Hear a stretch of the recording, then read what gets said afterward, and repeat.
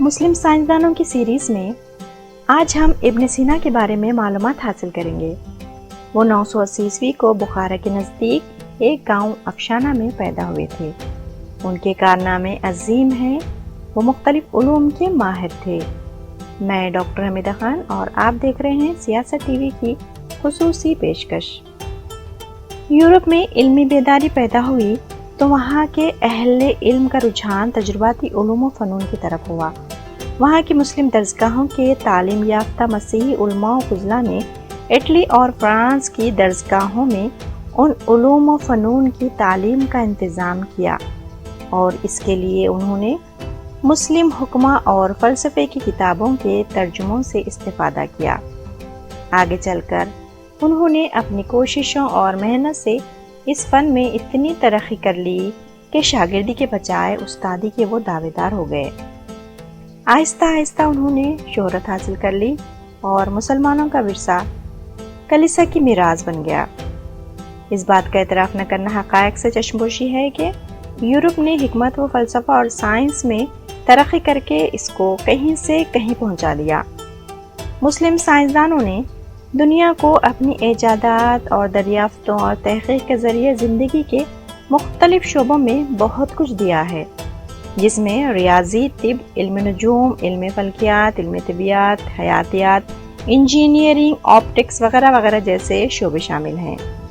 مسلم سائنسدانوں کے نقطہ عروج کے دور کو اسلامک گولڈن ایج یا اسلام کا سنہری دور کہا جاتا ہے، جو 8ویں صدی سے شروع ہو کر 14ویں صدی میں ختم ہوتا ہے۔ دنیا اور انسانیت پر احسان کرنے والے مسلم سائنسدانوں میں ہمیں سینکڑوں نام ملتے ہیں۔ ان میں سے ایک کا ہم یہاں ذکر کرنے جا رہے ہیں، جس کا نام ہے ابو علی سینا یا ابن سینا۔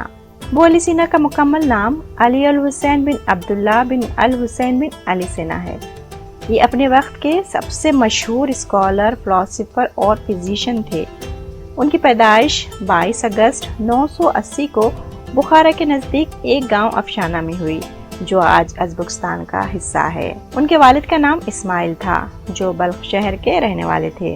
بچپن ہی میں وہ بلخ شہر سے بخارا منتقل ہو گئے تھے۔ ابن سینا دنیا اسلام کے ممتاز اور جامع علوم شخصیت تھے، جنہیں ہارون رشید کے دور میں اسلام کے سنہری دور کے سب سے اہم مفکرین اور رتبہ میں شمار کیا جاتا ہے۔ ابن سینا کے نام پر ہی آج ادویات کو میڈیسن کہا جاتا ہے۔ ابو علی سینا کو مغرب میں ایوی سینا کے نام سے جانا جاتا ہے۔ ان کا لقب شیخ الرئیس ہے۔ مورخین کے مطابق ابن سینا نے 450 کتابیں اور رسائل تحریر کیے، جن میں سے صرف 240 کتابیں محفوظ رہ سکیں۔ ان میں فلسفے پر 150 کتابیں اور طب پر تقریباً 40 کتابیں شامل ہیں۔ ابن سینا کی کتابیں صرف فلسفہ اور طب تک ہی محدود نہیں تھی، بلکہ انہوں نے سائیکالوجی پر لکھا، فزکس پر لکھا، میتھمیٹکس پر لکھا، زوالوجی پر لکھا، جیولوجی، فلسفی، تھیولوجی اور لاجک پر لکھا، جغرافی پر لکھا، پوئٹری پر لکھا، مذہب پر لکھا۔ کون سا ایسا سبجیکٹ ہے جس پر ابن سینا نے نہیں لکھا؟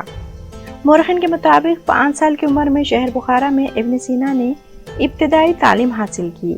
ان کے استادوں میں اسماعیل زاہد، محمد مسیح، عبداللہ نائلی اور یحییٰ کے نام ملتے ہیں۔ ابن سینا بچپن ہی سے کافی ذہین تھے اور بلا کا حافظہ رکھتے تھے۔ ان کی ذہانت اور حافظے کا پتہ ہمیں اس بات سے بھی چلتا ہے کہ انہوں نے صرف 10 سال کی کم عمر میں قرآن پاک کو حفظ کر لیا تھا۔ مورخین کے مطابق ابن سینا کے والد کو سلطان نوح بن منصور نے کچھ مالیاتی امور کی ذمہ داری سونپی تھی۔ اسی دوران ابن سینا کو طب حاصل کرنے کا شوق پیدا ہوا اور امیر نوح بن منصور کے درباری طبیب حسن نوح القمر کے حلقے میں شامل ہو کر دربار تک رسائی حاصل کر لی۔ ابراہیم عبادی اپنی کتاب مسلمان سائنسداں میں لکھتے ہیں کہ ایک وقت ایسا آیا کہ جس میں سلطان نوح بن منصور کافی بیمار ہو گئے۔ کسی حکیم کی کوئی دوائی کارگر ثابت نہ ہو رہی تھی۔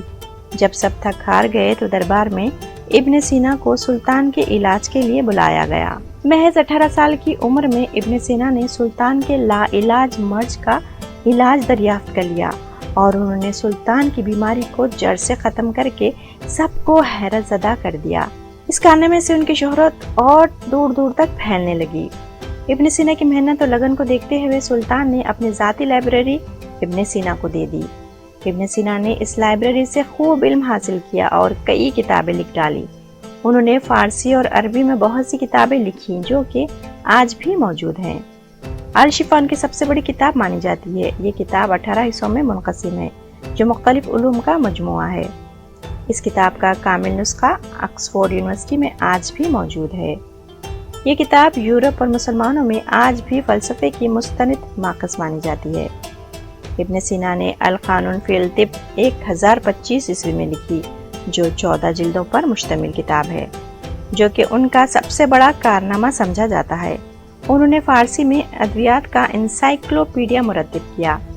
آپ کا طریقہ طب یونانی کے نام سے مشہور ہے۔ اس میں انہوں نے چھوت کی بیماریوں اور جسمانی افعال کی انجام دہی میں پیچیدگیوں کا تعارف کروایا ہے۔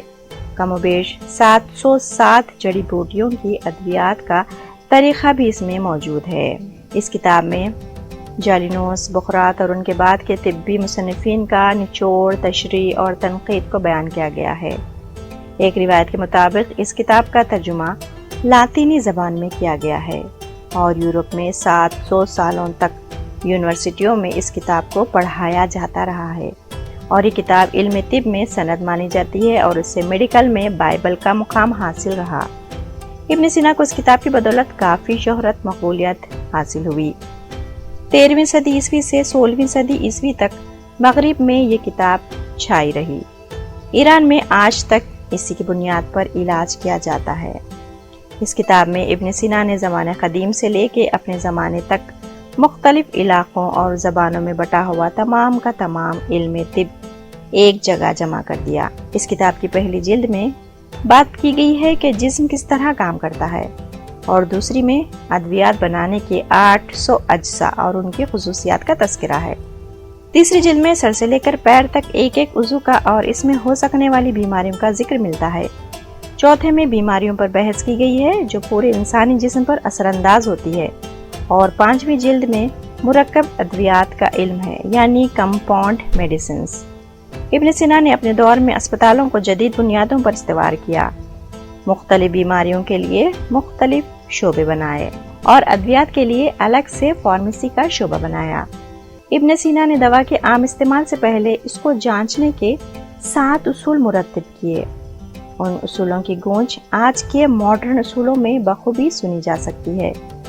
ابن سینا کی تحقیق و مطالعے کی وسعت، ان کی گہرائی اور گہرائی کا اندازہ آپ اس بات سے لگا سکتے ہیں کہ انہوں نے 100 سے زائد صفحات میں صرف نبض شناسی کے اصول بیان کیے ہیں، اور جن قابل ذکر موضوعات کو ابن سینا نے اپنی تحقیق کا موضوع بنایا ہے ان میں کینسر، ٹی بی، انسانی آنکھ اور دل کی کارکردگی پر بھی تفصیل سے روشنی ڈالی ہے، اور ڈپریشن کو بھی ایک انہوں نے بیماری قرار دیا۔ آپ نے مٹی اور پانی کے ذریعے بیماریوں کے پھیلاؤ کے عمل کی تفصیل پیش کی۔ ابن سینا کی کتابوں میں نجات اور کافیہ کا فرانسیسی زبان میں ترجمہ کیا گیا ہے، جو عربی زبان میں لکھی ہوئی کتابیں ہیں۔ ابن سینا کی ایک اور کتاب الحاصل المحصول جو 20 جلدوں پر مشتمل ہے، کافی بڑی کتاب ہے۔ مورخین کے مطابق اس وقت ابن سینا روزانہ کم از کم 50 صفحات لکھتے تھے۔ 1973 میں ابن سینا کی کتاب طبی قوانین نیو یارک میں دوبارہ شائع کی گئی۔ یہی نہیں، ابن سینا موجد ہے عرق گلاب کے بھی۔ ایک قول میں کہا گیا ہے کہ طب مردہ تھی، جالینوس نے اسے زندہ کیا، بکھری ہوئی تھی، رازی نے اسے یکجاں کیا، ناقص تھی، ابن سینا نے اسے مکمل کر دیا۔ ابن سینا نے پوری دنیا میں میڈیکل سائنس کی بنیاد رکھ کر دنیا کو یہ بتا دیا کہ بیماریاں ہوتی کیا ہیں اور ان بیماریوں کو کیسے ٹھیک کیا جا سکتا ہے۔ ابن سینا کو فادر آف دی میڈیسن بھی کہا جاتا ہے۔ ابن سینا شریعت کے پابند، قناعت پسند اور سادہ طبیعت رکھتے تھے۔ ان کی زندگی غیر معمولی حالات کا شکار رہی۔ والد کی وفات اور بخارا پر غزنوی سلطنت کے تسلط کے بعد ابن سینا کو بخارا چھوڑنا پڑا۔ یہاں سے وہ ایران کے علاقے خوارزم پہنچے اور پھر جرجان چلے گئے۔ ابن سینا کے آخری چند برس اصفہان میں آرام سے گزرے، لیکن یہاں بھی غزنوی فوج نے ایک مرتبہ پھر ان کا مال و اسباب لوٹ لیا، جس میں آپ کی اہم کتابیں ضائع ہو گئیں۔ انہوں نے اصفہان سے ہمدان کا رخ کیا۔ ہمدان ہی میں ابن سینا کولنج نامی آنتوں کے مرض میں مبتلا ہوئے۔ چونکہ وہ خود ایک ڈاکٹر تھے اور اس مرض کی سنگینی سے بخوبی واقف تھے، بستر مرگ پر آپ نے تمام مال و اسباب صدقہ کر دیا، غلام آزاد کر دیے اور یاد الہی میں مصروف ہو گئے۔ محض 57 برس کی عمر میں یہ عظیم مفکر، معروف فلسفی اور طبیب 22 جون 1037 عیسوی کو ہمدان میں وفات پائی اور وہیں مدفون ہوئے۔ ابن سینا کا ایک مشہور قول ہے کہ بیماری کا تصور کرنا نصف بیماری ہے، سکون اور اطمینان نصف مرہم ہے، اور صبر و تحمل ہی علاج کی ابتدا ہے۔ دوستو، ابن سینا کے ایجادات، کارنامے اور حکمت سے بھرے علاج کے طریقہ کار کو ہم دوسرے حصے میں سمیٹنے کی کوشش کریں گے۔ ہم امید کرتے ہیں کہ ہماری اس کاوش میں آپ کا تعاون حاصل رہے گا۔ ویڈیو پسند آنے کی صورت میں اسے لائک اور شیئر کر کے ہماری حوصلہ افزائی فرمائیں۔ آپ سے ہماری ملاقات اگلے ویڈیو میں ہوگی۔ اب ڈاکٹر حمیدہ خان کو اجازت دیجیے۔ اللہ حافظ۔